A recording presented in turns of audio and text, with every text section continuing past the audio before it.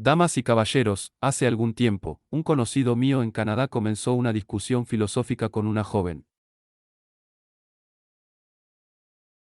Aunque no hizo referencia a Ayn Rand o al objetivismo en la discusión, era la filosofía del objetivismo la que de hecho estaba exponiendo. Cuando volvió a encontrarse con la joven una semana más tarde, ella le contó el siguiente incidente: parece que estaba en psicoterapia y pensando en su conversación con mi conocido. Entró en el consultorio de su psiquiatra y le dijo: Doctor, ¿qué significan para usted las palabras realidad objetiva?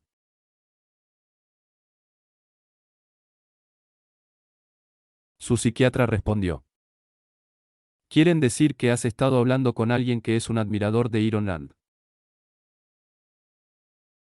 Si bien odiaría pensar que el objetivismo goza de un monopolio de este tipo, un monopolio en la preocupación por la realidad objetiva, el comentario del psiquiatra tiene implicaciones bastante elocuentes con respecto al estado actual de nuestra cultura, ya sea que lo haya querido o no. La nuestra no es una época en la que la objetividad, el realismo o la racionalidad sean rasgos culturales conspicuos. Si me pidieran que resumiera lo esencial de la filosofía objetivista en una oración bastante larga, diría que el objetivismo sostiene que la existencia, la realidad, el mundo externo es lo que es, independiente de la conciencia del hombre, independiente del conocimiento, juicio, creencias, esperanzas, deseos o temores de cualquier persona.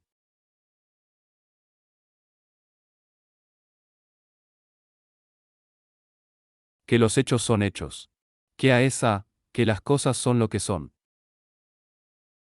Por eso, la facultad que percibe, identifica e integra el material proporcionado por los sentidos del hombre es plenamente competente para conocer los hechos de la realidad.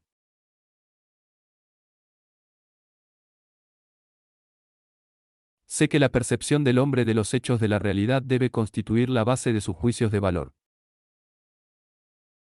Que así como la razón es su única guía para el conocimiento, también es su única guía para la acción. Él, ese hombre es un fin en sí mismo, no un medio para los fines de los demás.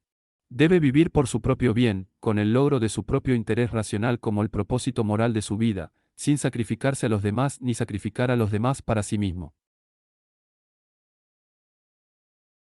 Que nadie tiene derecho a buscar valores de los demás por la iniciación de la fuerza física. Que la expresión político-económica de estos principios es el capitalismo laissez-faire, y que la ausencia de estos principios en la mente y las acciones de los hombres es responsable del estado actual del mundo.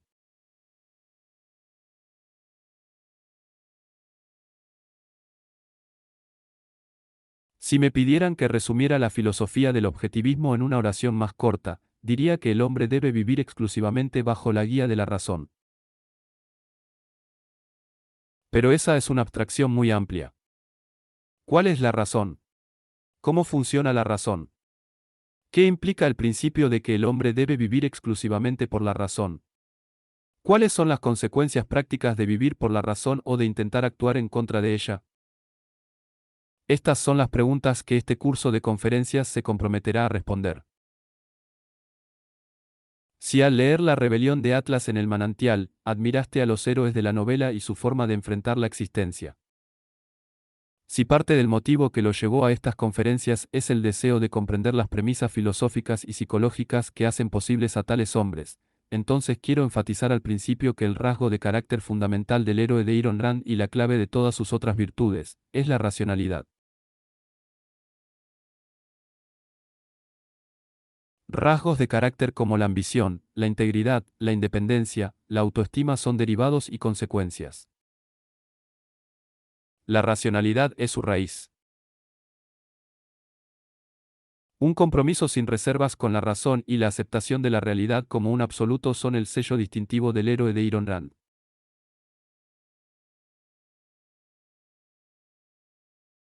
Es el hombre que no tiene nada por encima del juicio racional de su mente, ni los deseos, ni los caprichos, ni las afirmaciones no probadas de los demás.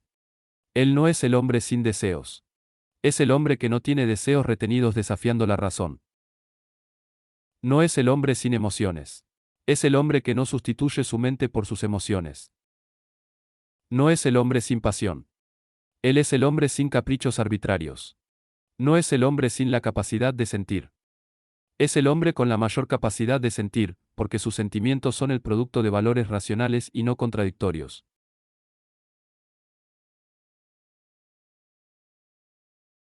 En la rebelión de Atlas, Rand ha presentado los elementos esenciales de la filosofía objetivista, más particularmente de la ética objetivista. Nuestra tarea será elaborar y ampliar esos elementos esenciales, hacer explícito lo que en el libro es solo implícito. Explorar y analizar aspectos de la filosofía de la señorita Frank que no están cubiertos en absoluto en el libro. Para discutir algunas de las implicaciones y aplicaciones puramente psicológicas del objetivismo, y para organizar nuestro conocimiento del tema en una estructura integrada de modo que podamos ver cómo se interrelacionan los diversos conceptos, qué conclusiones proceden de qué premisas y qué constituye la prueba de nuestros diversos principios. Uno no conoce una filosofía si conoce meramente sus conclusiones, pero no el razonamiento que las llevó, incluso cuando las ideas que uno acepta son verdaderas.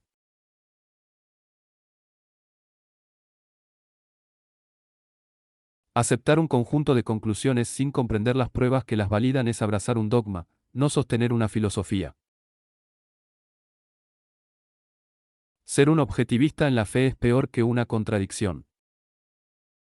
En términos, el propósito de la filosofía es proporcionar al hombre una visión integrada de la existencia, de su propia naturaleza y de su relación con el mundo en el que vive.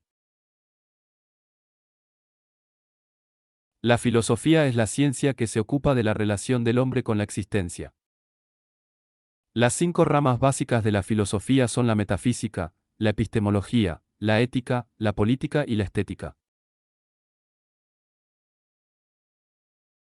La metafísica se ocupa de la naturaleza fundamental de la existencia. Define aquellos principios básicos que son verdaderos para todo lo que existe, a diferencia de las ciencias especiales que estudian campos particulares específicos, como la física, que estudia la materia y la energía, la biología, que estudia los organismos vivos, las matemáticas, que estudian la cantidad, etc.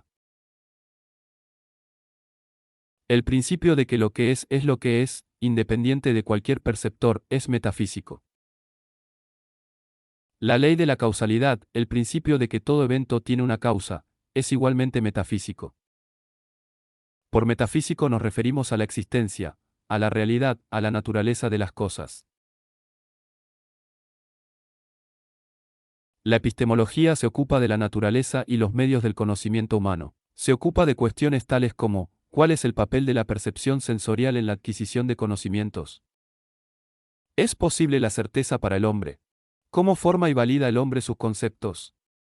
Lo que prueba que el material proporcionado por los sentidos del hombre es la fuente última de todo conocimiento humano, o que las contradicciones en el pensamiento de uno constituyen una prueba de un error, son principios epistemológicos.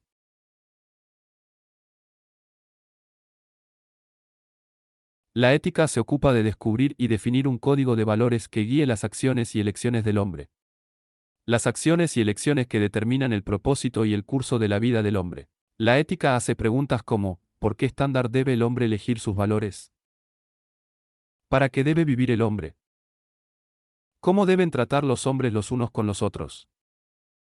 La política se ocupa de los principios, propósitos y organización de los sistemas sociales. Se ocupa de cuestiones tales como, ¿cuál es la relación adecuada del gobierno con el individuo? ¿Es limitado el poder del gobierno? ¿Los hombres poseen derechos? ¿Qué cuestiones son propiamente objeto de legislación? La estética se ocupa de la naturaleza del arte. Se ocupa de cuestiones tales como, ¿cuáles son los criterios del arte bueno y malo? ¿Cuál es el papel del arte en la vida del hombre? Uno no puede definir un código de ética y responder a la pregunta de qué acciones son correctas o incorrectas para el hombre hasta que uno haya respondido a la pregunta, ¿cuál es la naturaleza del universo en el que vive el hombre y de qué manera lo conoce? Es decir, sin una metafísica y una epistemología, la política se deriva de la ética. Uno puede haber respondido a la pregunta de qué sistema social es apropiado para el hombre hasta que uno haya respondido a la pregunta, ¿qué acciones son correctas o incorrectas para el hombre? La estética se deriva de la metafísica, la epistemología y la ética. Los tres están obligados a responder a la pregunta, ¿cuál es la naturaleza del arte y su valor para el hombre? Para dar una ilustración simple de la dependencia de la ética de la metafísica y la epistemología. Si la naturaleza del universo fuera tal que el hombre pudiera obtener cualquier cosa que quisiera o necesitara simplemente deseándola, la productividad no se consideraría una virtud como la sostiene la ética objetivista. Y si la naturaleza de la conciencia del hombre fuera tal que cualquier conocimiento que requiera pudiera obtenerse simplemente consultando sus sentimientos, el pensamiento no se consideraría una virtud, como lo sostiene la ética objetivista. La exposición más breve de lo que abarcan la metafísica, la epistemología y la ética y de cómo se relacionan entre sí, está contenida en 3 breves preguntas: ¿qué existe? ¿Cómo lo sabes y qué? Muchas personas creen ingenuamente que la filosofía es un tema vago, abstracto y esotérico que no tiene nada que ver con su vida real. Creen que la filosofía es competencia exclusiva de los eruditos académicos, que requieren años de estudio especial, algo del orden de las matemáticas superiores, solo que menos práctico. Creen que no tienen convicciones filosóficas y que, de hecho, no hay necesidad de mantenerlas. Si alguno de ustedes comparte alguna parte de esta creencia, le sugiero que revise sus instalaciones. Los hombres no tienen elección sobre el hecho de que tienen una filosofía de vida. Su única opción es si lo saben o no. Si su filosofía se sostiene consciente o inconscientemente, si su filosofía es verdadera o falsa.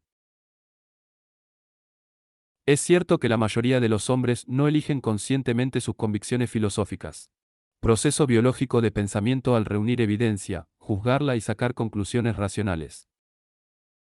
Obtienen sus creencias filosóficas, en su mayor parte de la cultura en la que viven. Es decir, del tipo de ideas, valores, costumbres, prejuicios, eslóganes o tradiciones que prevalecen a su alrededor en las que escuchan. La mayoría de las veces, aceptan sus ideas no pensando, sino por defecto por ósmosis de la atmósfera cultural. No juzgan si estas ideas son verdaderas o falsas, correctas o incorrectas. No preguntan de dónde vienen estas ideas. No preguntan sobre el origen o los creadores de las doctrinas a las que entregan el trabajo de dirigir sus vidas. Una vez conocí a un hombre de negocios que tenía inclinaciones más bien socialistas, y me involucré en una discusión sobre la libre empresa frente al colectivismo. El hombre era semianalfabeto y agresivamente antiintelectual. Declaró que no le interesaba la filosofía, que todas las teorías eran tonterías y que las ideas abstractas no tenían nada que ver con la vida real. Luego procedió a decirme que todo lo que estaba diciendo podría haber sido cierto en el siglo XIX. Pero después de todo, estamos viviendo en el siglo XX y lo que era cierto ayer no es cierto hoy. Todo cambia. Nada se detiene. No existe una realidad fija y permanente. Solo hay un cambio constante.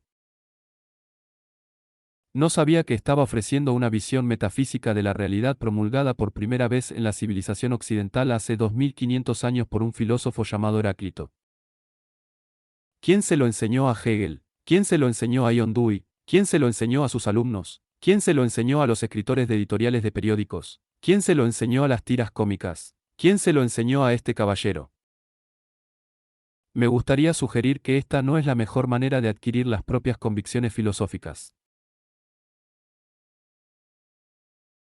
Para apreciar la forma en que los temas filosóficos tocan nuestras vidas a diario e ineludiblemente, considere el siguiente ejemplo: suponga que está teniendo una discusión con una persona que se describe a sí misma como liberal.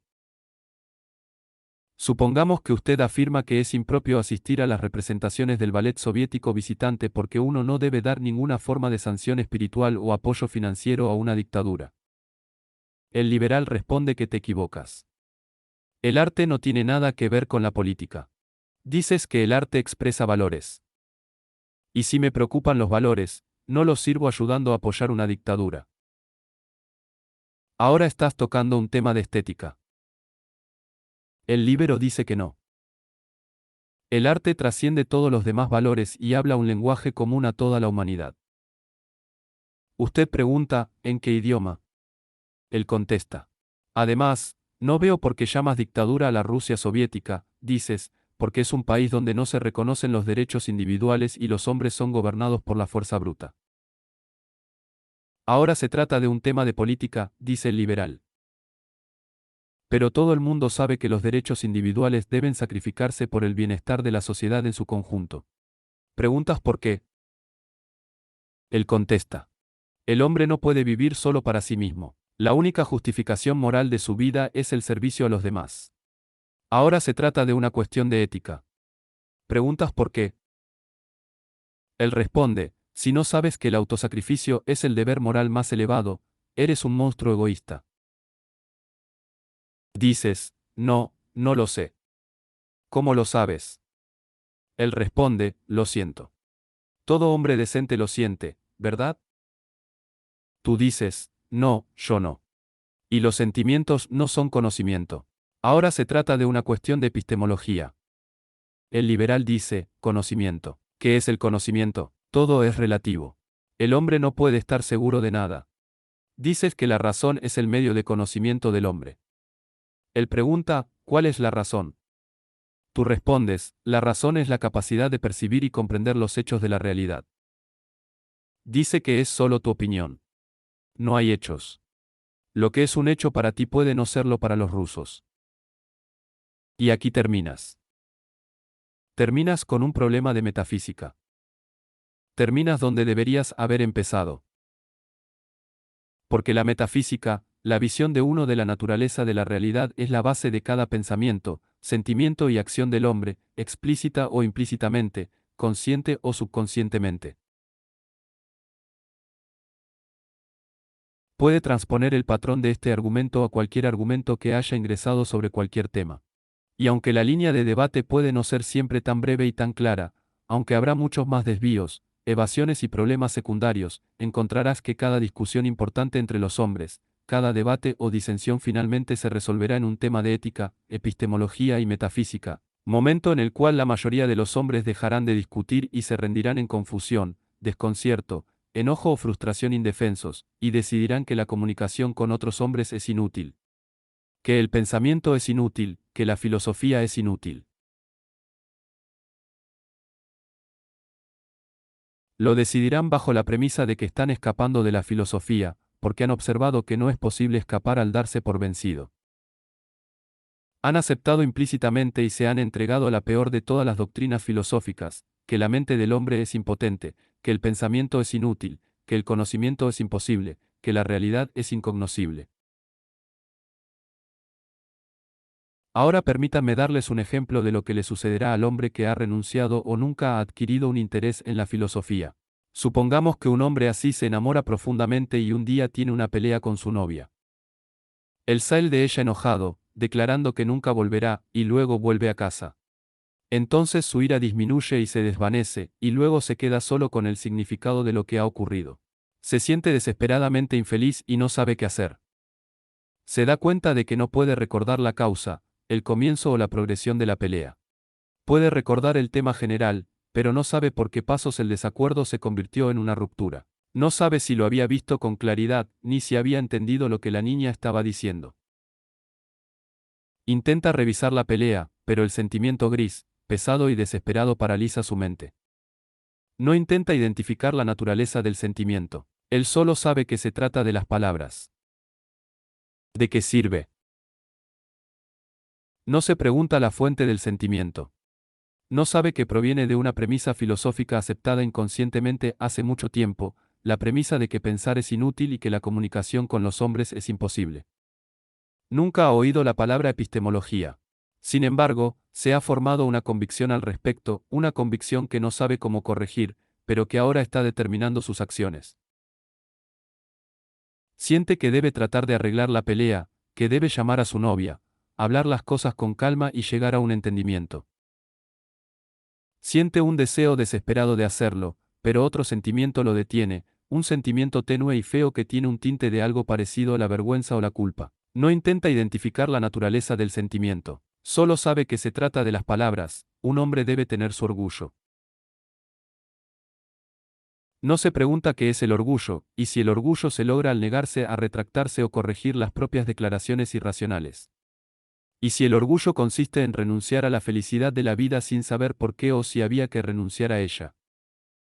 Todas estas son cuestiones morales, y él nunca ha estado interesado en la moralidad, ni en formar convicciones morales conscientes. Siente un momento de desesperación violenta ante la repentina idea de que está renunciando a su felicidad, de que nunca la encontrará con ninguna otra mujer.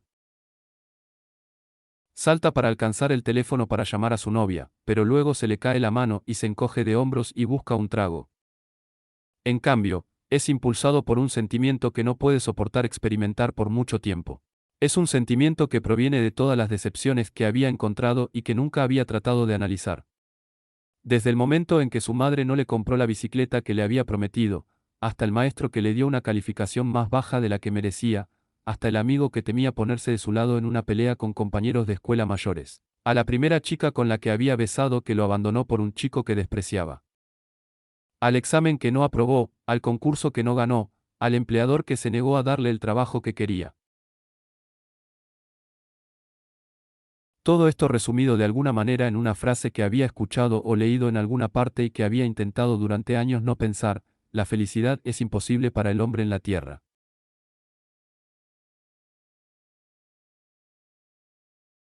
No, nunca había oído hablar de metafísica.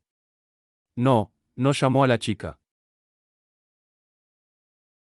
Y en cuanto a la niña, bueno, la tortura emocional idéntica que se desata y muere en su mente después de esa pelea.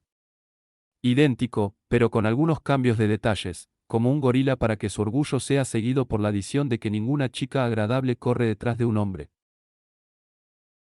Tal es la manera en que estos dos seres humanos se perdonaron y nunca se volvieron a ver. Nunca encontré ninguna felicidad romántica por el resto de sus vidas. Tal es la manera en que ocurren innumerables tragedias humanas. Y tal es el método de tomar decisiones cruciales que arruina la vida de innumerables millones de hombres.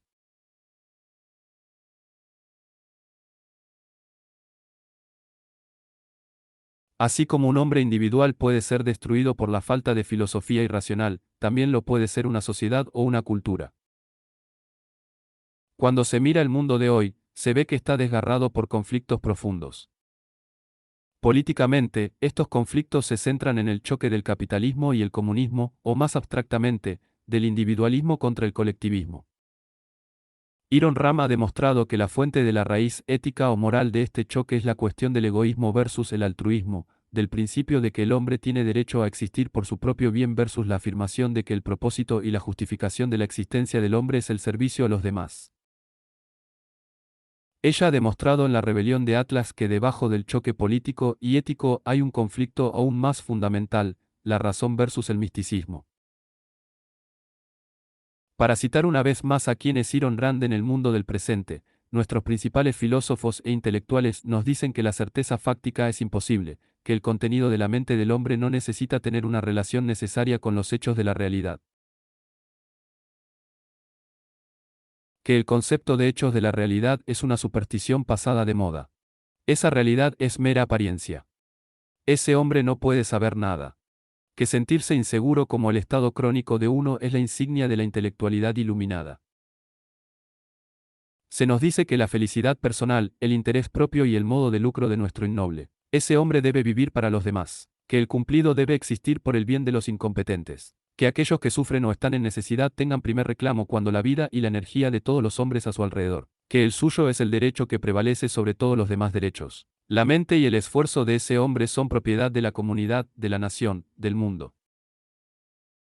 Se nos dice que nada de esto es demostrable en la razón, pero que la moralidad está fuera de la provincia y el juicio de la razón.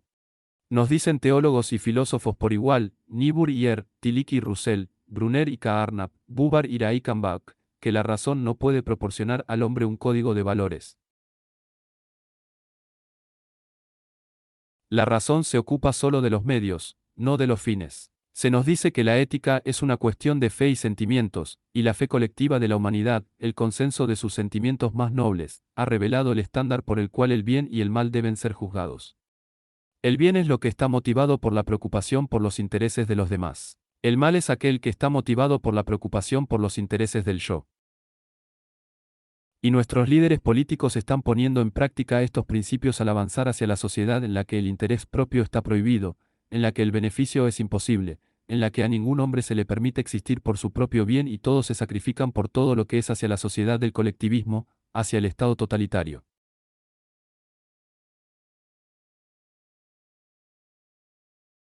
Es en la metafísica y la epistemología, en sus puntos de vista de la realidad y del conocimiento humano, que las civilizaciones se mantienen o caen. Para comprender de qué manera esto es cierto, repasemos brevemente el papel de la razón en el desarrollo de la civilización occidental. No importa cuáles sean sus complejidades y sus diferencias superficiales, todos los sistemas filosóficos caen en una u otra de dos categorías: aquellos que sostienen en la metafísica que la realidad es un absoluto estable y objetivo, y en la epistemología que la mente del hombre puede conocerla.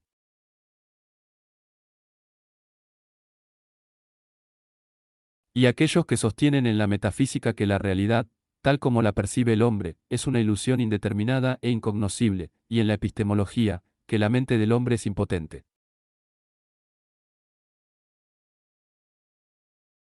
El exponente más ilustre de la primera categoría es Aristóteles, del segundo Platón. Se ha dicho que todo filósofo y todo hombre es aristotélico o platónico. La cuestión se puede plantear de otra manera: razón versus misticismo. En toda la historia de la civilización occidental, solo hubo tres periodos en los que la escuela de pensamiento predominante que impregnaba y dirigía la cultura era una filosofía de la razón. La antigua Grecia, el Renacimiento, el siglo XIX. Esto no quiere decir que la razón haya obtenido una victoria total en esos periodos. Lejos de eso, hubo errores desastrosos, confusiones y contradicciones en las teorías de los mejores defensores de la razón en aquellos tiempos. Solo quiere decir que en aquellos tiempos, la cultura estaba dominada por la convicción de que la realidad es un absoluto estable, que la mente del hombre puede conocerla y que la razón es la herramienta de conocimiento del hombre. Razón, no fe, instinto, intuición o revelación. La filosofía misma fue el producto de ese primer gran periodo en la historia humana. La antigua Grecia. La filosofía, como ciencia que se ocupa de la naturaleza de la realidad como una visión integrada de la totalidad de la existencia, nació en Grecia en el siglo VI AC, en una época en la que la agitación política había creado un grado comparativo de libertad y el dominio primordial del misticismo se había relajado lo suficiente como para permitir a los hombres, por primera vez, echar un vistazo despejado y sin miedo al universo que los rodeaba. Hasta ese momento, cualquier pregunta sobre la naturaleza del universo y el lugar del hombre en él había sido competencia exclusiva, el monopolio de la religión, lo que significaba que tales preguntas no debían hacerse. Las diversas religiones de las diversas tribus o naciones proporcionaron a los hombres colecciones de leyendas o mitologías que pretendían explicar la naturaleza y el origen del universo. En lugar de la metafísica y en lugar de la epistemología. Exigía de la conciencia de los hombres la práctica de la fe. La fe significa aceptación sin evidencia o prueba. Cuando la razón del hombre se coloca en la posición de un sirviente servil, se le permite estudiar sus problemas de cavar pozos o domar caballos, se le prohíbe aventurarse en cualquier fundamento o dirigir el curso de la vida humana. El resultado es siglo tras siglo de estancamiento que no deja más que registros de sufrimiento y brutalidad de pesadilla. La antigua Grecia es como una llamarada asombrosa y magnífica en la oscuridad de los siglos, una llamarada cuyos rayos 2500 años después todavía iluminan nuestra existencia hoy. Esa llamarada fue encendida en la ciudad de Mileto por un hombre que decidió preguntar cuál es la naturaleza del universo y responderla por medio de la razón. Se llamaba Tales y es reconocido como el padre de la filosofía occidental. El enorme significado revolucionario de su logro no estaba en su contenido, sino en su método. Lo que logró fue una revolución epistemológica. Su intento implicaba que la mente del hombre era competente para tratar con todo el universo, con todos los problemas de la existencia del hombre, y que la razón era la clave del hombre para la solución de todos los problemas de la historia registrada. Fue el primer intento de proclamar la validez y eficacia de la conciencia del hombre. Que las teorías metafísicas específicas de Tales y de sus seguidores en la escuela de filosofía de Milesia fueran ingenuas y crudamente primitivas no es importante.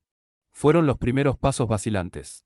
Lo que es importante es que el hombre estaba aprendiendo a caminar erguido. El resultado de esta revolución epistemológica fue un periodo brillante que se conoce como el periodo clásico de Grecia. Todos ustedes han oído hablar de la importancia de la antigua Grecia para la civilización occidental. Lo que se entiende por la antigua Grecia en este contexto es un periodo muy breve de unos 200 años. Pero ese breve periodo impulsó a la humanidad más allá de lo que lo habían hecho todos los siglos anteriores. Mientras que los hombres habían ido acumulando conocimientos gota a gota, de modo que se necesitaron generaciones para descubrir alguna mejora en el transporte de piedras o la construcción de carros. La antigua Grecia era como un torrente, que difundía tal riqueza de conocimientos que sus consecuencias no se agotaron hasta el día de hoy. Ese breve periodo presentó tal explosión de energía creativa, tantos hombres de genio, tantos logros fundamentales en filosofía, en ciencia, en arte, en literatura, que cuando uno lo mira a lo largo de los siglos, parece más fantástico que la Atlántida de la rebelión de Atlas si alguno de ustedes lo considera fantástico. Cuando uno mira a la antigua Grecia, parece como si la humanidad hubiera sido una raza de pigmeos rastreros que se convirtieron en gigantes durante 2 siglos, y luego se encogieron de nuevo en pigmeos de nuevo. Pero la razón no obtuvo una victoria total en la antigua Grecia. Los defensores del misticismo lucharon contra él desde el principio. La combatieron entonces, como ahora, por medio de la perversión y la subversión, es decir, tratando de usar la razón contra sí misma. Todos los trucos, las artimañas, los sofismas, las evasiones, los equívocos que se escuchan hoy en las aulas universitarias se escucharon y se originaron en la antigua Grecia. El uso de la razón para probar que la razón es impotente, o que es limitada, o que conduce a contradicciones, o que no nos da más que probabilidad, etc. etc. Hubo muchas variaciones sobre el mismo tema. La variación más famosa fue ideada por el más grande de los místicos filosóficos de ese periodo, Platón. En esencia, la metafísica y la epistemología de Platón son las siguientes: la realidad material que percibimos por medio de nuestros sentidos es semi-irreal. Es solo una ilusión, un reflejo imperfecto de otra realidad superior. Solo unos pocos entre los hombres, una élite especial, pueden percibir esta realidad superior. Y pueden percibirlo solo por medio de un destello de perspicacia mística o iluminación que trasciende la razón, proporcionándoles así un tipo superior de conocimiento. La influencia de Platón se extiende a través de los siglos hasta nuestros días. Todos los místicos posteriores, grandes o pequeños, han tenido poco que ofrecer en esencia, sino variaciones en el sistema de Platón. Platón mismo no originó todas sus teorías. Fue la correa de transmisión por la cual el misticismo oriental se infiltró en la cultura occidental. Pero Platón fue el primero en construir un sistema filosófico completo, o al menos el primero cuyo registro se ha conservado. El más grande filósofo de la antigua Grecia y de todos los siglos que siguieron fue Aristóteles. Fue el primer y único pensador que declaró que la realidad es real y que la conciencia del hombre es consciente, lo que significa que solo hay una realidad, la que el hombre percibe. Que la conciencia del hombre es válida, que la razón es la herramienta exclusiva del conocimiento del hombre, y que la tarea de la razón es la percepción de la realidad. Es imposible presentar brevemente el alcance, la magnitud, la originalidad y el significado inagotable de los logros de Aristóteles. Si nombrara solo a uno de ellos, bastaría con decir que fue el padre de la ciencia de la lógica. Fue el hombre responsable del concepto de la ley de la identidad, el principio básico que separa a un pensador de un místico, a un hombre civilizado de un salvaje, a un hombre cuerdo de un esquizofrénico. El principio básico sin el cual ningún pensamiento, ningún conocimiento y ninguna cultura son posibles. Discutiré la ley de la identidad más adelante en detalle. Por el momento, solo diré que todo ataque a la razón desde cualquier punto, antiguo o moderno, todo intento de socavar o subvertir la mente del hombre comienza y apunta a un escape de la ley de la identidad. Al definir las leyes de la lógica, Aristóteles sentó las bases de todo el conocimiento científico. Hizo un trabajo fundamental en casi todas las ciencias. A menudo se le conoce como el primer científico y en la base de muchas de nuestras ciencias modernas. Encontrarás sus tratados. Pensar no es una actividad que los hombres aprenden por instinto. Aristóteles enseñó a la humanidad a pensar. Es cierto, por supuesto, que los hombres pensaron antes de su tiempo, que no conocían la naturaleza, las reglas, los métodos adecuados o el valor de su propia actividad mental. Aristóteles fue el primer hombre que se comprometió a pensar sobre el pensamiento, a identificar y explicitar lo que se había practicado solo por implicación. Lo que los hombres no conocen conscientemente no está bajo su control. Aristóteles les dio control sobre el poder de su propia mente. Si deseas pensar simbólicamente y proyectar a la humanidad como si tuviera un padre, entonces diría que Aristóteles fue el padre de la raza humana. A diferencia de lo prehumano y lo prerracional, el sistema filosófico de Aristóteles está lejos de ser perfecto. Me gustaría afirmar de la manera más enfática que contiene una gran cantidad de defectos, errores y contradicciones desconcertantes. Pero recuerde que una filosofía siempre debe ser juzgada por sus fundamentos, por su visión básica de la realidad y su visión básica del conocimiento. Estos determinarán la naturaleza de la influencia y las consecuencias de una filosofía. Desde la época de la antigua Grecia, la historia intelectual del mundo occidental ha sido, en efecto, un duelo entre dos hombres, Aristóteles y Platón. Algunos periodos fueron dominados por uno, otros por el otro. Verás las consecuencias. La consecuencia inmediata de la gran edad de Grecia fue la era de Roma, que era como una corriente constante, iluminada y civilizada alimentada por el motor detrás de ella. La cultura romana fue solo una extensión y elaboración de la base creada por Grecia. Y aunque hubo hombres individuales de grandeza y logros notables en la historia romana, no hubo innovaciones fundamentales para ser épicas. Intelectualmente, Roma se apoyaba en el poder de Grecia cuando Roma colapsó, socavada por dos elementos que siempre van juntos, misticismo y estatismo, o fe y fuerza. El panorama cultural cambió. El colapso de Roma en el siglo V DC fue la recaída de la humanidad en el salvajismo. Lo que siguió fue un periodo de aproximadamente 10 siglos, elocuentemente conocido como la Edad Oscura y la Edad Media. No es necesario entrar en detalles sobre el estado del conocimiento humano y la existencia humana durante esos siglos. Si quieres hacerte una idea, echa un vistazo a algunas fotografías de los objetos que aún se conservan en los museos y que fueron instrumentos de tortura como el perchero o la doncella de hierro. Entonces recuerde que estas no eran las posesiones de algún sádico criminal, sino los instrumentos legales empleados legalmente por los tribunales de justicia. Y luego recuerde que esos siglos fueron el único periodo en la historia de la civilización occidental gobernado total y exclusivamente por el misticismo.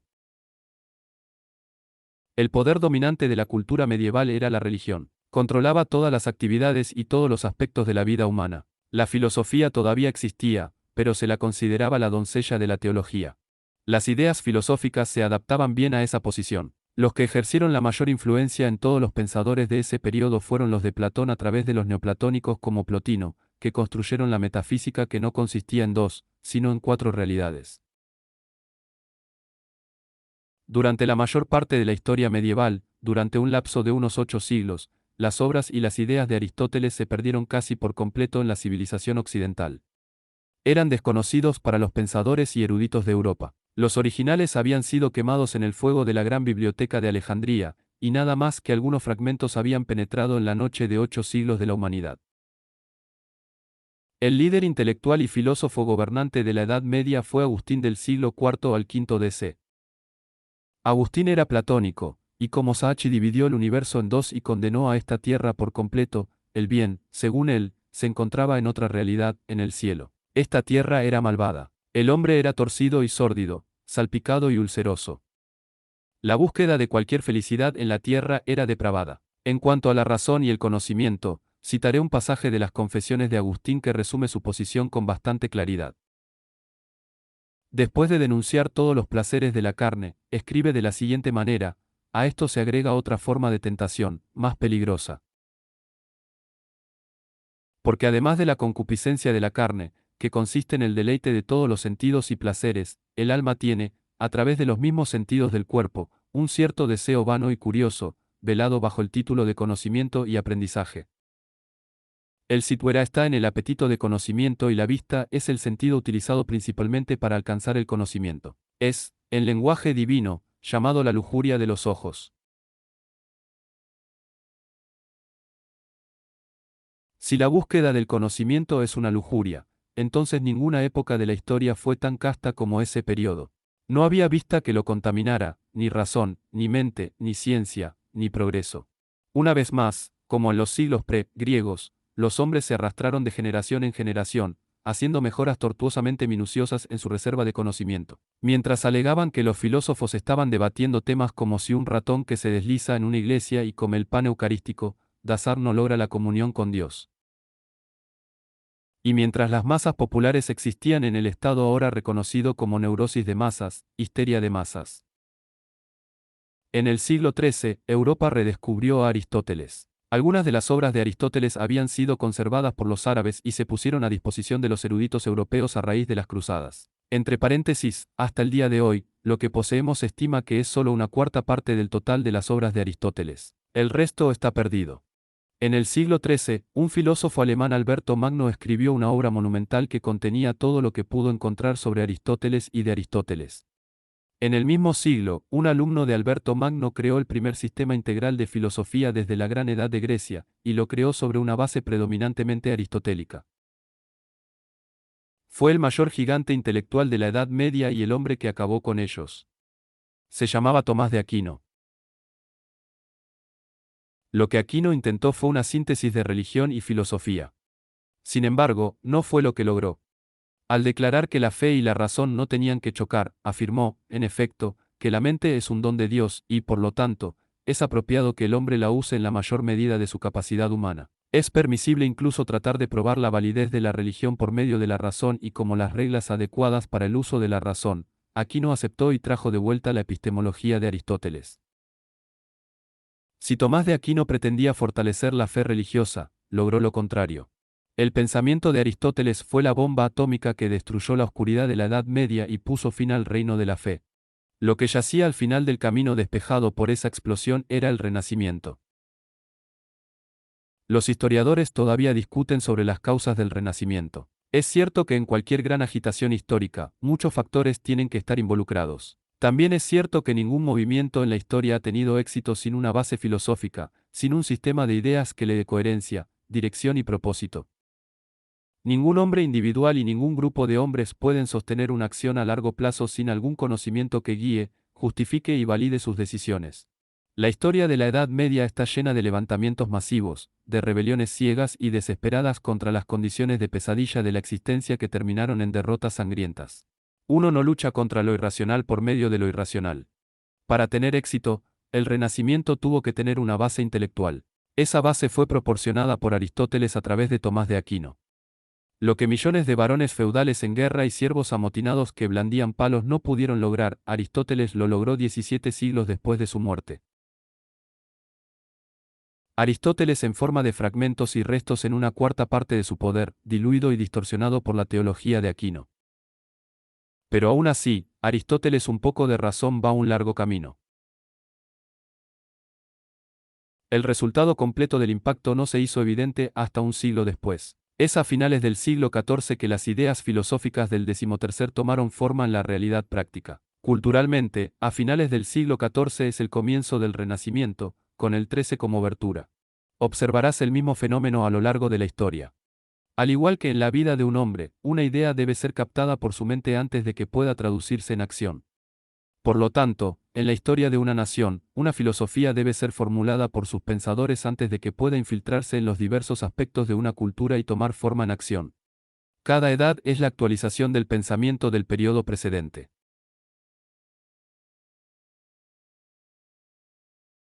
El Renacimiento fue otro error milagroso en la historia de la humanidad. Milagroso en la repentina prodigalidad de los logros humanos, en el número y la estatura de los hombres de genio, en todas las ramas del esfuerzo. De nuevo, como si la raza humana se hubiera convertido en una especie de gigantes. De nuevo, como si un torrente irresistible se hubiera desatado, barriendo todas las barreras al crecimiento humano. Políticamente, rompió el sistema feudal y dio a los hombres un periodo de libertad comparativa, aunque solo sea por defecto, aunque solo sea en virtud del caos. Religiosamente, rompió el monopolio de la Iglesia Católica a través del surgimiento de las iglesias protestantes. Culturalmente rompió el dominio del misticismo. ¿Cuál era el lema del Renacimiento? El derecho a ver, el derecho a esa lujuria del ojo es denunciado por Agustín. En filosofía, el derecho a estudiar el universo y el lugar de los hombres en él. En la ciencia, el derecho a estudiar la naturaleza física con el renacimiento de ciencias prohibidas como la anatomía y la astronomía. En el arte, el derecho a estudiar esta tierra y a representar la realidad plena del cuerpo humano, de la naturaleza, de la perspectiva, de la tridimensionalidad tal como la perciben nuestros sentidos.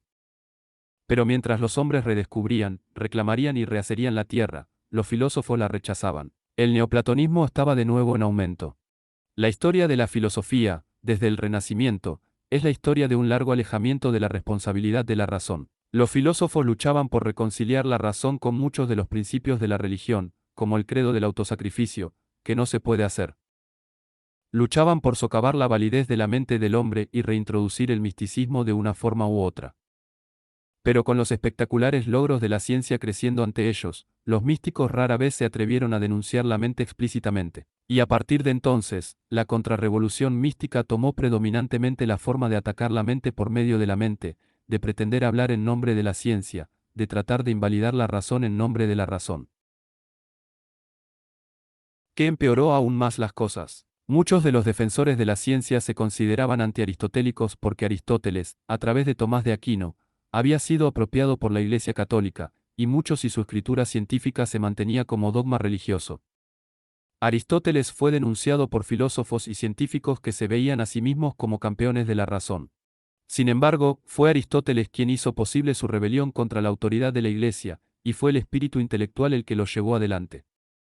Fue él quien les enseñó a reconocer que todo el universo está abierto a la razón del hombre y que no hay autoridad más alta que el intelecto soberano del hombre. La historia del mundo post-renacentista fue una guerra civil intelectual entre dos tendencias que chocaron, se entremezclaron y se contradijeron, la mayoría de las veces en las obras del mismo filósofo individual. Una tendencia en su espíritu básico era aristotélica. Condujo a los filósofos de la llamada Edad de la Razón, el siglo XVIII, a la Revolución Industrial, a la creación de los Estados Unidos de América. La otra tendencia era platónica. Condujo a Kant, a Hegel, a Marx, a la Rusia soviética. Ni la antigua Grecia ni el Renacimiento habían creado una teoría política para establecer una sociedad libre y por lo tanto, racional. Fueron los filósofos semi-aristotélicos de los siglos XVII y XVIII quienes formularon las primeras teorías practicables de la libertad política. El más destacado de ellos fue el filósofo británico John Locke, quien se convirtió en la influencia filosófica dominante en el grupo de hombres conocidos como los padres fundadores de América. La razón y la libertad son corolarios políticos. Es el misticismo el que necesita la fuerza para controlar una cultura. Dado que el misticismo consiste en doctrinas arbitrarias que reemplazan la realidad y deben aceptarse sin pruebas, los místicos no tienen forma de embestir tales doctrinas en la garganta de toda una sociedad, excepto por el uso de la fuerza física, lo que significa a través de la esclavitud política.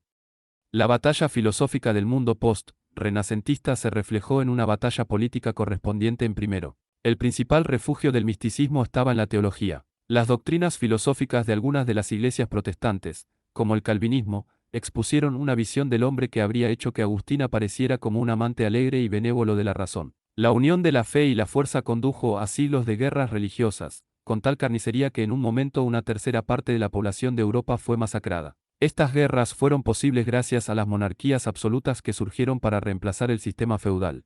Pero el clímax completo del Renacimiento llegó con el triunfo de la tendencia aristotélica que barrió con las monarquías, las guerras religiosas y el estado primordial de subsistencia semi-hambrienta de la humanidad, la revolución industrial. Si has leído La rebelión de Atlas, entiendes el significado de la revolución industrial. Eso fue lo más cerca que la humanidad había estado de un reinado completo de la razón en la Tierra. Ese fue el acto de la mente liberada del hombre que tomó el control de la existencia material del hombre. Mira los resultados. La ciudad de Nueva York es un monumento a la no impotencia de la mente humana. Todos ustedes saben que los Estados Unidos de América son un fenómeno sin precedentes en toda la historia de la humanidad. En el breve periodo de 150 años, Estados Unidos creó un nivel de libertad, de progreso, de logros, de riqueza, de comodidad física, un nivel de vida inigualable y desigual por la suma total del desarrollo de la humanidad hasta ese momento. Si la vida en la Tierra es el estándar, no es necesario evaluar para usted la revolución industrial. Solo tengo que abrir la ventana y decir, mira, el triunfo de la revolución industrial fue la tercera gran era de la historia humana. El siglo XIX. Ese fue un siglo de la mayor libertad jamás conocida en la Tierra. El siglo del capitalismo, o tan cerca del capitalismo como los hombres han llegado todavía. Ese fue el siglo que puso fin a las hambrunas periódicas que solían azotar a Europa cada 20 años, matando al excedente de población que las economías precapitalistas no podían alimentar. Ese fue un siglo que le dio a la humanidad el periodo de paz más largo que haya conocido, un periodo sin una guerra mundial. Entre el final de las guerras napoleónicas y la Primera Guerra Mundial, aproximadamente de 1815 a 1914, ese fue un siglo que abolió la esclavitud y la servidumbre en todo el mundo civilizado. Ese fue el siglo que ustedes ahora aquí denunciaron los neosalvajes de nuestros días que se burlaron de él como los bárbaros de hace 150 años se burlaron de los restos de mármol de Roma bajo sus pies descalzos. ¿De dónde vino la nueva invasión bárbara? De los claustros y las torres de marfil de los filósofos teóricos, académicos y abstractos. Mientras que la razón había tomado el control de la existencia material del hombre, el misticismo estaba tomando el control de su vida espiritual o intelectual. La trágica paradoja del siglo XIX fue que era aristotélico en su acción y platónico en su pensamiento. La tendencia platónica e irracionalista siguió creciendo y extendiéndose, mientras que los semiaristotélicos que existían eran asaltantes de segunda y tercera generación cuyos sistemas estaban tan llenos de compromisos, contradicciones y traiciones a la razón que cualquier estafador del intelecto podía y los destrozaba. La figura principal de la contrarrevolución platónica fue un filósofo alemán del siglo XVIII, Immanuel Kant. La metafísica de Kant tiene dos realidades. Lo llama el mundo fenoménico y el nominal. Pero mientras Platón simplemente consideraba que la razón era inadecuada para una percepción plena de la realidad, Kant la descalifica por completo. Debajo de todas las complejidades del sistema de Kant, su conclusión epistemológica central, la que influyó en la mayoría de los filósofos que lo siguieron, es que la razón del hombre no puede conocer la realidad como realmente es, no puede conocer las cosas en sí mismas. La epistemología de Kant declara, en efecto, que la mente del hombre no es una herramienta para percibir, sino para falsificar la realidad. Es decir, Kant afirma que el conocimiento que obtenemos a través de nuestra mente no es producido por la evidencia de la realidad, sino por la propia estructura de la mente, que distorsiona esa evidencia de modo que nunca podemos tener una percepción objetivamente válida de la realidad. La verdadera realidad es incognoscible. Nunca podemos saber qué son las cosas en sí mismas, porque la naturaleza de nuestra conciencia se interpone en el camino de percibir, declara Kant, es distorsionar. Huelga decir que Kant se presentó a sí mismo como un campeón de la razón pura. Pero observen de qué manera estaba concediendo la afirmación básica del misticismo de que la razón del hombre es impotente para conocer el mundo real, y que el mundo cognoscible para la razón no es real. Todas las principales escuelas filosóficas de hoy, como la pragmática, la positivista, la existencialista, son graduadas de la epistemología del cáncer. Mientras que la tendencia aristotélica estaba logrando la libertad política para los hombres, los platónicos estaban sentando las bases filosóficas para el culto al Estado. Recuerde que Platón y su república habían creado el primer modelo de un Estado totalitario, que ha servido como arquetipo e inspiración para todos sus seguidores a lo largo de los siglos. El más influyente de ellos fue el filósofo alemán Hegel de finales del siglo XVIII y principios del XIX. Una plateidad heracletiana para proclamar que la realidad material es una ilusión, que nada existe excepto el cambio y el movimiento, sin entidades que hagan el cambio y el movimiento. El mismo Hegel predicó que un Estado totalitario rígido y absoluto es la meta predestinada y el ideal último de la humanidad. El culto al Estado y las súplicas por la esclavitud de los hombres no provenían en el siglo XIX de las llamadas masas desfavorecidas, ni de los capitanes de la industria, ni de los restos de la aristocracia feudal, sino de los filósofos y de la mafia filosófica política como Karl Marx, Auguste Comte y varios apóstoles del socialismo.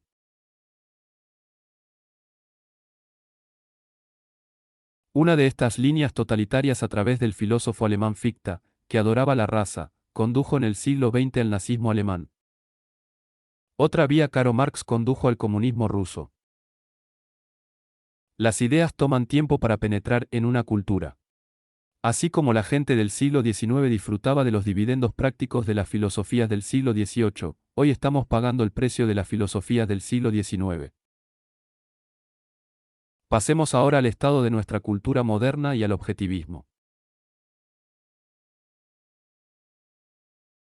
Si desea diagnosticar el estado de la cultura en la que vive y hacerse una idea de lo que puede esperar del futuro, eche un vistazo al barómetro que a lo largo de la historia ha predicho si el progreso o el horror se avecinan. En las filosofías dominantes de la época actual, todas las escuelas de pensamiento actuales son platónicas, kantianas. No hay representantes influyentes del aristotelismo. Aristóteles está casi tan perdido en nuestra cultura como si sus obras se hubieran desvanecido en otro libro, ha sido entregado a la teología y apropiado por el Tomás. Los seguidores modernos de Tomás de Aquino en sus doctrinas, queda poco de Aquino y menos de Aristóteles. Mientras que el padre de la razón ha sido secuestrado y está prisionero de la religión, los supuestos representantes de la ciencia declaran lo siguiente: uno de los escritores más brillantes de la historia intelectual, Carl Becker, afirma que el evento más importante en este campo en los tiempos modernos fue un cambio en el lugar de la lógica y la ciencia. El matrimonio de hecho y razón, como dice Becker, resultó ser algo molesto en el siglo XIX y se disolvió por completo en el siglo XX. El físico moderno del siglo XX vive en una atmósfera que está tan saturada de lo real que podemos hacer fácilmente con lo mínimo de lo teórico. Hace tiempo que aprendimos a no preocuparnos mucho por la razón y la lógica. Esto es de un libro titulado La ciencia moderna y su filosofía de Philippe Franck, un destacado filósofo físico. Aquí hay otra voz. Si bien el misticismo completamente desarrollado me parece erróneo, creo que con suficiente moderación, hay un elemento de sabiduría que se puede aprender de la forma mística de sentir.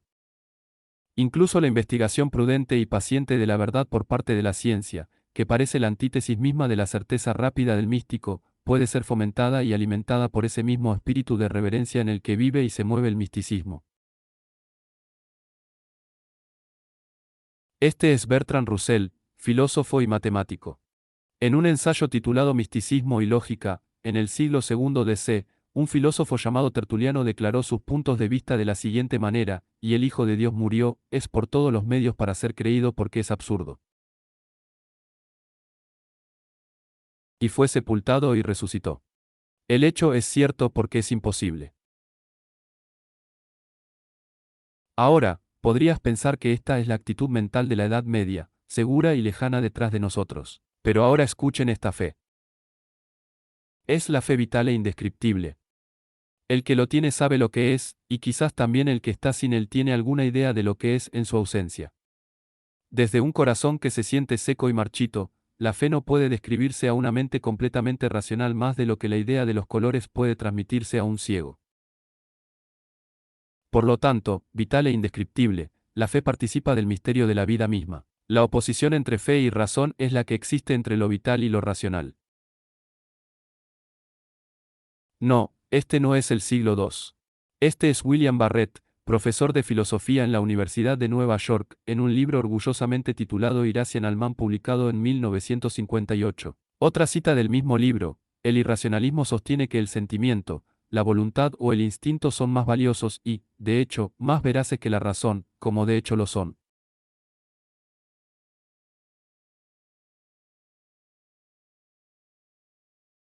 Aquí hay otra voz moderna. El pensamiento solo comienza en el punto en que hemos llegado a saber que la razón, glorificada durante siglos, es el adversario más obstinado del pensamiento. Así lo dijo Martin Heidegger, uno de los pilares del existencialismo, una filosofía que está de moda entre muchos de los intelectuales de hoy. La Enciclopedia Internacional de Ciencia Unificada, publicada por la University of Chicago Press, contiene la siguiente referencia a Otto Roth, uno de los fundadores de otra filosofía de moda, el positivismo lógico. Nuras incluso recomendó, medio en broma, que se estableciera un índice de palabras prohibidas en una monografía sobre los fundamentos de las ciencias sociales. Evitó, como afirma explícitamente, palabras como entidad, esencia, mente, materia, realidad, cosa. Will Durant, cuyo libro La historia de la filosofía fue un éxito de ventas nacional, ofreció la siguiente guía intelectual al público en general. Después de discutir los logros de Aristóteles como lógico, Durant escribió: pero nunca vivió un hombre que pudiera elevar la lógica a una tensión elevada. Una guía para el razonamiento correcto es tan estimulante como un manual de etiqueta. Podemos usarlo, pero difícilmente nos estimula a la nobleza. Ni siquiera el filósofo más valiente cantaría un libro de lógica debajo del arco. Uno siempre siente hacia la lógica lo que Virgilio B. Dante siente hacia aquellos que han sido condenados por su neutralidad incolora. No pensemos más en ellos, sino miremos una vez y pasemos. Y mientras los intelectuales neomísticos del siglo XX piensan, saben más de lógica y pasan en busca de una reverencia para cantar bajo la influencia de sus esfuerzos. El conquistador que marcha triunfante por el camino que han pavimentado no tarda en llegar. Se anuncia a sí mismo de la siguiente manera: ahora estamos al final de la era de la razón. El papel desempeñado por la burguesía se termina permanentemente. Se acerca una nueva era de interpretación mágica del mundo. Debemos desconfiar de la inteligencia y la conciencia y debemos confiar en nuestros instintos. La gente nos presenta como enemigos de la inteligencia. Lo somos, pero en un sentido mucho más profundo de lo que sueñan estos engreídos tontos de científicos burgueses. El autor de esta declaración fue Adolf Hitler. Tal es el estado filosófico intelectual de nuestra época. ¿Cuáles son sus resultados prácticos? Esa atmósfera de pánico y letargo que impregna toda nuestra cultura. Una atmósfera de tensión y estancamiento, de cinismo abierto y terror secreto. Un mundo donde los hombres viven bajo la amenaza de la segunda aniquilación dividida con una bomba H suspendida sobre sus cabezas. Donde una de cada 12 personas en este país pasa una parte de su vida en una institución mental. Donde los salvajes adolescentes se vuelven locos, asesinando a sus padres o a otros por patadas mientras sus mayores se quedan boquiabiertos ante un grupo de vagabundos aturdidos que emiten sonidos ininteligibles sobre la gloria de la comunión con otra dimensión y con los narcóticos, por cuyos sonidos son aclamados como una nueva escuela vital en la literatura, particularmente por anunciar que la vida en la tierra es una alcantarilla. Mientras que los dramaturgos presentan a la humanidad en forma de seres que habitan cubos de basura, mientras que los actores proyectan el alma humana a través de ojos invisibles y desenfocados y una voz de monotonía teñida de histeria que se rompe en lugares poco programáticos. Mientras que los políticos proclaman una cruzada por la libertad imponiendo controles cada vez mayores, y por el derecho a la propiedad confiscándola. Mientras que un antropoide fanfarrón declara que nos enterrará porque se ha demostrado científicamente que el comunismo ganará. Y es respondido por caballeros nerviosos que declaran que nuestros ideales de libertad descansan en nuestra fe en Dios. Damas y caballeros, esta cultura está en bancarrota. El misticismo y su producto, el credo del autosacrificio, han llevado a los mundos civilizados a un callejón sin salida de un vacío moral en el que no tienen más que ofreceros que la desintegración nuclear de una bomba colocada en manos de un dipsómano homicida que actúa sobre sus sentimientos, voluntad o instinto por científicos que, de hecho, habían aprendido a no molestarse mucho con la razón y la lógica. Pero no hay determinismo histórico, ni destino que condene a la humanidad a perecer. La tendencia del presente se puede detener. El desastre creado por las ideas se puede combatir, pero solo por medio de las ideas. Es la filosofía la que llevó a los hombres a su estado actual. Es la filosofía la que los sacará. No, no es demasiado tarde. Nunca es demasiado tarde, siempre y cuando los hombres vivan y estén dispuestos a pensar. Si desean luchar por un mundo en el que la vida humana vuelva a ser posible, ahora deben comprender por qué esa batalla debe librarse en el campo de la filosofía y por qué debe comenzar por comprender y defender la supremacía de la razón. Quizás ahora les quede claro porque cuando uno lucha por la razón, está luchando, para citar a John Gould, por cualquier logro, cualquier valor, cualquier grandeza, cualquier bondad, cualquier alegría que haya existido en esta tierra.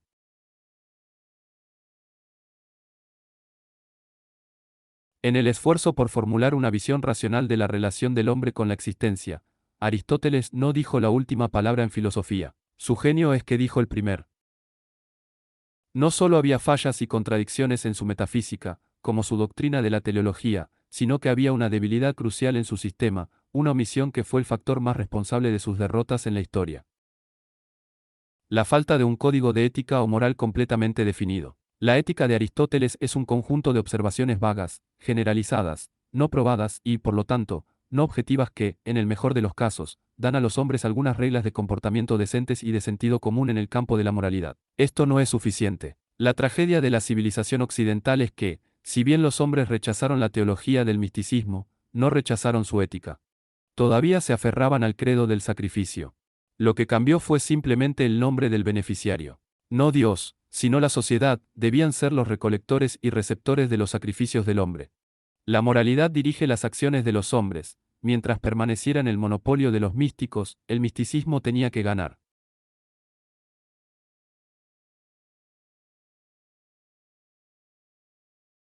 En la rebelión de Atlas, has visto las razones, las causas y la forma en que la moralidad del misticismo gana y destruye los logros de los hombres racionales. Lo que el objetivismo ofrece es lo que faltaba en la historia de la filosofía, una moral de la razón, un código racional de valores, lógicamente demostrable, basado y derivado de una visión racional de la existencia y del hombre. Esta no es la única innovación filosófica del objetivismo, pero es una de importancia crucial para la traducción de ideas filosóficas en acción y realidad. La metafísica es la base de la filosofía, y es con la metafísica del objetivismo con la que comenzaré ahora.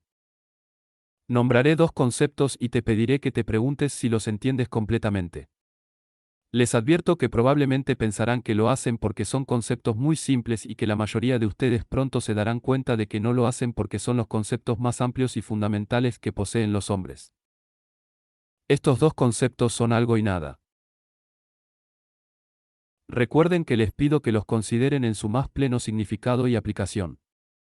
El concepto de algo se aplica a cada concepto en tu mente, a todo el contenido de tu conciencia y al total de tu conocimiento, independientemente de la cantidad o el grado de su conocimiento. Es el concepto fundamental de la conciencia.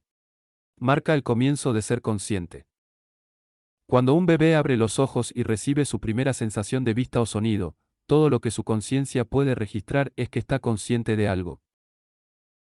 Él no sabe lo que es y, por supuesto, no conoce ningún concepto, pero sabemos que el concepto de algo nombra ese primer estado y etapa de su conciencia. La gota de luz que percibe es algo. El sonido que oye es algo. La manta que toca es algo. Ser consciente es ser consciente de algo. Después de este primer paso de conciencia, todo el resto del conocimiento que pueda adquirir será un proceso de descubrir más y más sobre lo que es ese algo, pero lo que es está implícito en su primer conocimiento activo. Una gota de luz es una gota de luz. Un sonido es un sonido.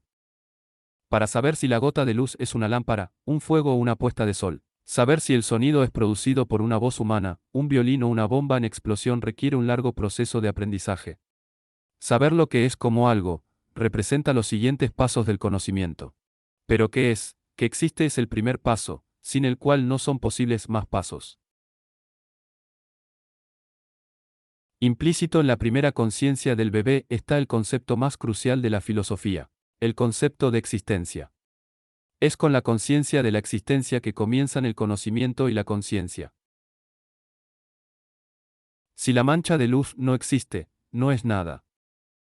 Considera el significado de nada. Estás acostumbrado al uso del concepto de nada para indicar la ausencia de cosas específicas. Por ejemplo, puedes decir que no tengo nada en el bolsillo, lo que significa que no tienes objetos físicos en el bolsillo. O la cantidad de mi fortuna es cero, lo que significa que no tienes dinero. Pero el significado metafísico de la nada es la inexistencia. El vacío literal, el espacio en blanco, el cero. La inexistencia no existe. Nada es un concepto que pertenece exclusivamente a una relación. Tiene significado solo en relación con algo y denota su ausencia. Nada por sí mismo no es nada. Si captas firmemente el significado y la diferencia de estos dos conceptos, algo y nada, has captado los dos fundamentos más amplios de la filosofía, la existencia y la no existencia. No ser nada significa no existir. Existir significa ser algo. Ser algo significa ser algo específico a diferencia de la nada en blanco. Ser algo específico significa ser una cosa de cierto tipo, de cierta naturaleza, de cierta identidad. La identidad de una cosa es lo que es. La ley de la identidad establece que lo que es lo que es. Una cosa es ella misma. A esa. No poseer una identidad, no poseer una naturaleza. No ser nada en particular significa no ser nada, lo que significa no existir. Ser es ser algo. La ley de la identidad es un axioma. Es la declaración abstracta de una verdad evidente por sí misma. Se da directamente en la conciencia inmediata o en la percepción inmediata.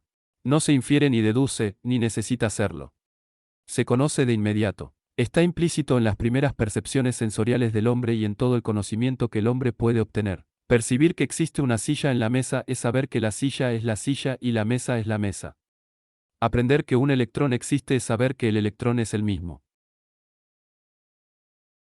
El concepto de existencia y el concepto de identidad, por lo tanto, no pueden divorciarse. Ser consciente de uno es ser consciente del otro. Solo pueden entrar en la mente juntos. Son indivisibles en la realidad y en la conciencia. Saber cualquier cosa es saber que lo que es lo que es.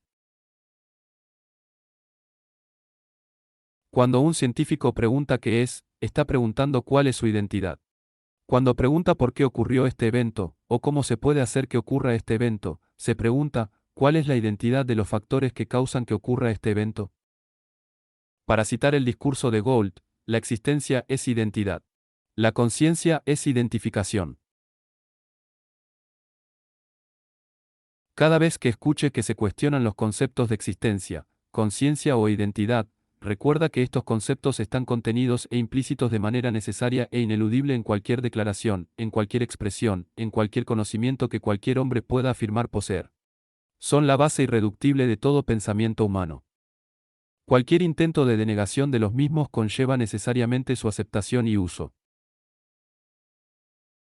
Esto nos lleva a la afirmación del discurso de Gould que constituye la base o el punto de partida de la filosofía del objetivismo: la existencia existe y el acto de agarrar. Esa afirmación implica dos axiomas corolarios: que existe algo que uno percibe, y que uno existe poseyendo conciencia. La conciencia es la facultad de percibir lo que existe. Si nada existe, no puede haber conciencia. Una conciencia sin nada de lo que ser consciente es una contradicción en términos. Una conciencia consciente de nada más que de sí misma es una contradicción en el término. Antes de que pudiera identificarse como conciencia, tenía que ser consciente de algo. Si lo que afirmas percibir no existe, lo que posees no es conciencia. Cualquiera que sea el grado de su conocimiento, estas dos, existencia y conciencia, son axiomas. No puedes escapar. Estos dos son los primarios irreductibles implícitos en cualquier acción que emprendas, en cualquier parte de tu conocimiento y en su suma. Desde el primer rayo de luz que percibes al comienzo de tu vida hasta la erudición más amplia que podrías adquirir al final. Ya sea que conozcas la forma de un guijarro o la estructura de un sistema solar, los axiomas siguen siendo los mismos: que existe y que lo conoces. Una pregunta filosófica clásica es: ¿cómo sabes que existe el mundo externo? El significado de esa pregunta es: ¿cómo sabes que existe algo excepto la conciencia? A lo que el objetivismo responde citando de nuevo: si nada existe, no puede haber conciencia.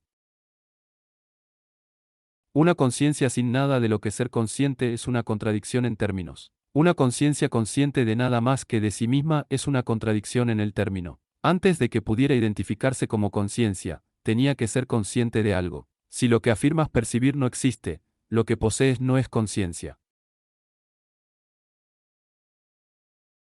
Y así, la pregunta de cómo sabes que existe el mundo externo se traduce en el absurdo contradictorio de la pregunta: ¿cómo sabes que eres consciente?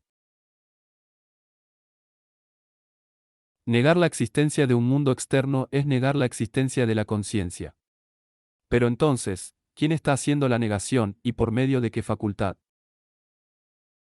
O, de nuevo, los místicos y los neomísticos comúnmente declaran que, incluso si existe un mundo externo, el hombre nunca puede percibirlo como realmente es. Discutiré este tema con cierto detalle en la conferencia 3. Por el momento, permítanme señalar que cuando los filósofos declaran que el hombre no puede percibir la existencia como realmente es, están declarando que el hombre no puede percibir la existencia. La existencia tal como es en realidad es una redundancia. No hay tal cosa como la existencia como realmente no es. El hombre puede percibir la existencia o no puede. No es posible una tercera alternativa, pero declarar que el hombre no puede percibir la existencia es de nuevo declarar que el hombre no es consciente, ya que no hay nada más que percibir en la existencia. Pretender haber llegado, por una compleja cadena de análisis, a la conclusión de que uno no es consciente es apenas racional o epistemológicamente admisible. Recuerde que la forma en que aprendemos las identidades de cosas específicas y lo que podemos considerar como conocimiento es una pregunta diferente. Es una cuestión a la que dedicaremos una atención considerable. Pero que la existencia existe y que la conciencia es consciente son axiomas de los que no se puede escapar. Cualquier intento de hacerlo se derrumba en absurdas autocontradicciones. Ahora, la visión metafísica que estoy presentando es una que sostiene que la realidad es objetiva. La realidad es lo que existe. El objetivo. Usted sostiene que lo que existe es lo que es, que existe independientemente de cualquier conciencia, del conocimiento, juicio, creencias, esperanzas, deseos o temores de cualquier persona, y que la función de la conciencia es percibir la realidad. Por lo tanto, la realidad es el objeto de la conciencia, el objeto que la conciencia percibe y debe aprender a percibir correctamente. Objetivo significa independiente de la conciencia. Decir que una cosa existe objetivamente es decir que su existencia no depende de ser percibida o conocida por una conciencia.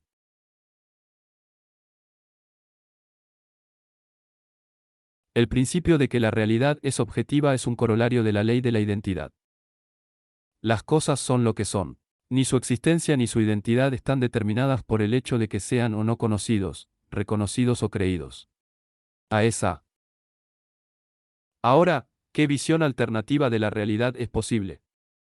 Hay muchos filósofos que sostienen implícitamente en lugar de explícitamente, un punto de vista que equivale al subjetivismo.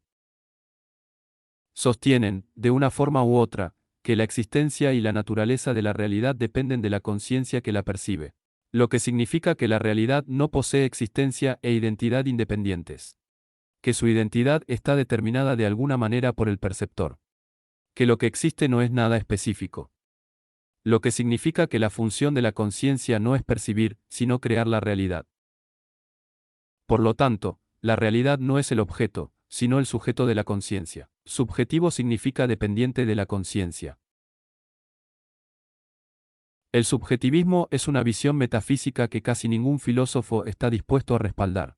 Como tales, prefieren repudiar la visión objetiva sin comprometerse con la única alternativa posible y sin reconocer que el subjetivismo es la única alternativa posible. Aquellos de ustedes que están familiarizados con los movimientos filosóficos contemporáneos apreciarán cuán frecuente es esta tendencia. Para una breve introducción al tema, lo remito al ensayo que da título al libro de Ayn Rand para el nuevo intelectual para seleccionar solo un ejemplo, cuando ciertos filósofos niegan el estatus metafísico de la ley de identidad. Cuando declaran que el principio de identidad no es verdadero ni aplicable a la realidad.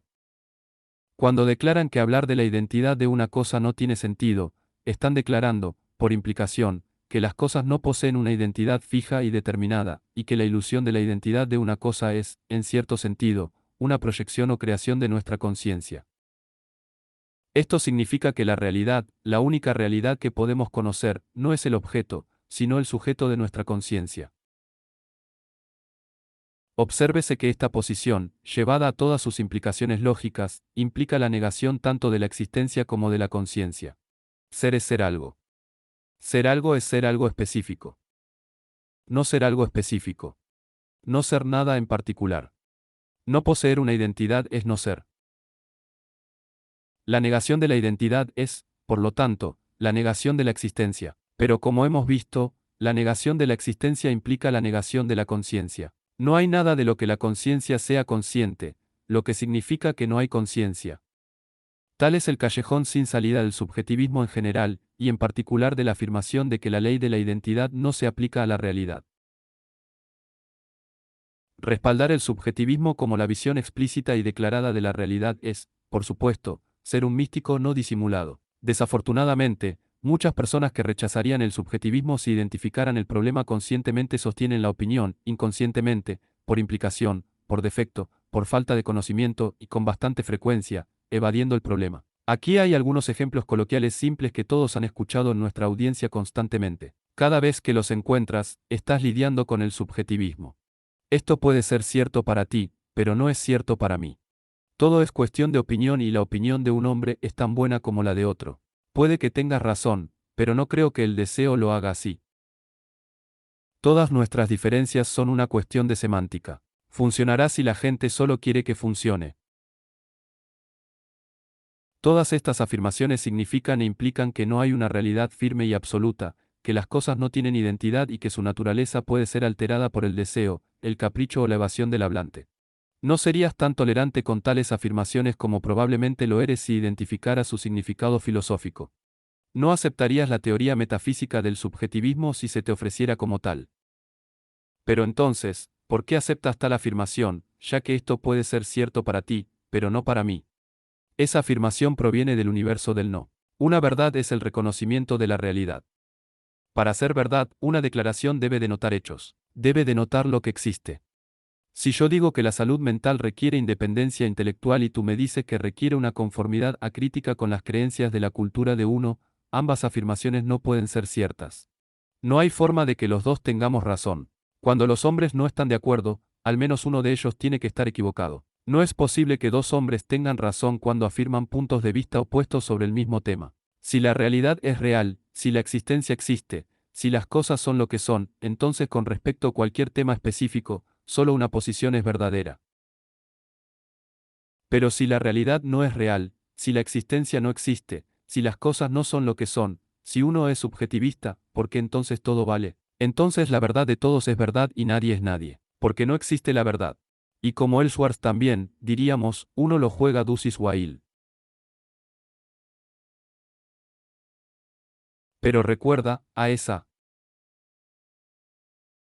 Un científico no puede hacer verdadera una teoría falsa cerrando los ojos a la fecha en que se contradice. Un inventor no puede hacer posible una máquina de movimiento perpetuo simplemente porque quiere que sea posible. Un hombre no puede curar un brazo roto eligiendo considerar el freno como solo una ilusión. Un niño no puede amar a una madre que odia simplemente insistiendo en que la ama. Un neurótico no puede experimentar autoestima al negarse a reconocer su autodesprecio.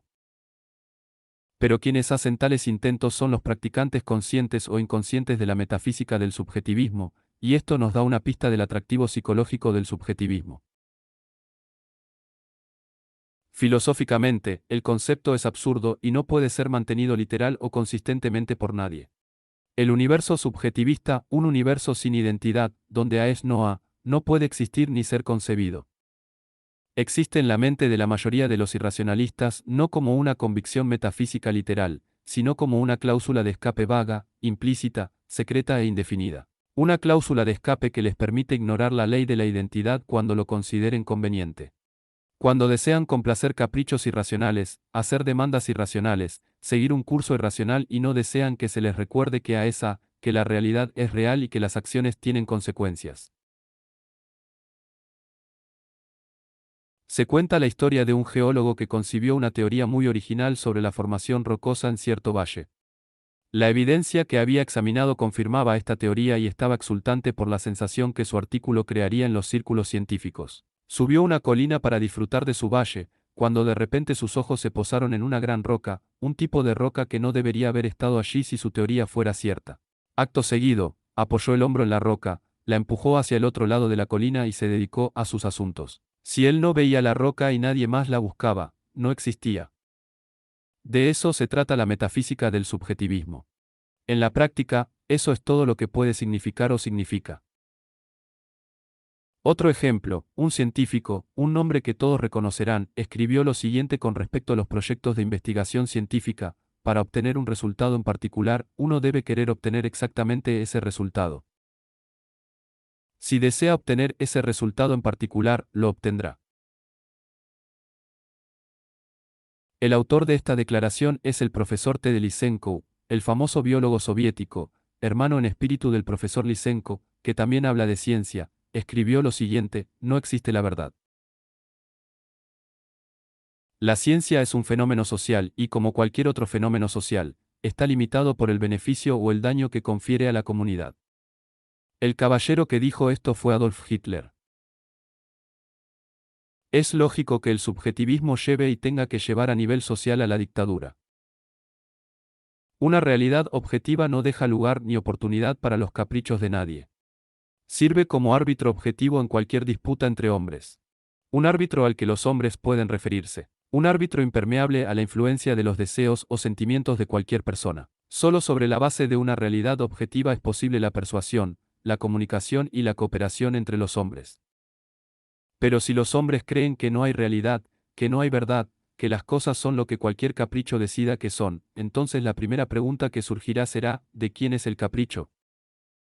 Es en este punto que el hombre con el garrote se convierte en el maestro y el poder se vuelve correcto. No hay otro tipo de derecho. En el lenguaje de los filósofos modernos, un hombre que no acepta la existencia de una realidad objetiva absoluta, determinada e independiente de la conciencia, se llama idealista subjetivo, pragmático o positivista. En el lenguaje del psicopatólogo, un hombre así se llama esquizofrénico.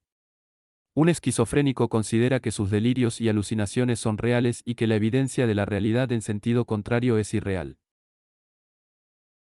Pero la existencia existe, y el hombre alcanza el poder sobre la realidad, no por la ceguera, sino por la vista, no por los deseos, sino por el pensamiento y la acción. Al definir sus convicciones filosóficas, esta es la primera alternativa que debe enfrentar. La primera pregunta que tienes que responder: ¿reconoces el hecho de que la existencia existe, que la realidad es un absoluto objetivo y que tu mente puede conocerla?